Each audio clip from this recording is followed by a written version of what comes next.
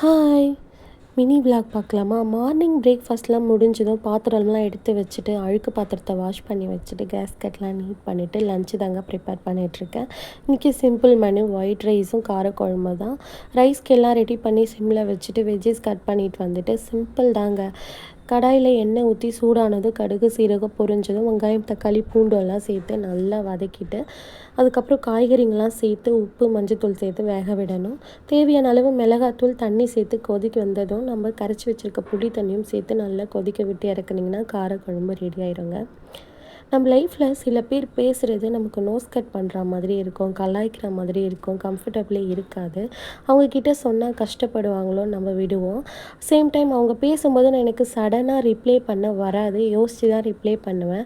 உங்கள் லைஃப்பில் நீங்கள் அந்த மாதிரி நோஸ் கட் பண்ணுறவங்களுக்கு சடனாக ரிப்ளை பண்ணுவீங்களா, இல்லை யோசித்து ரிப்ளை பண்ணுவீங்களான்னு கமெண்ட்ஸில் சொல்லுங்கள். மறக்காமல் வீடியோஸ் பிடிச்சா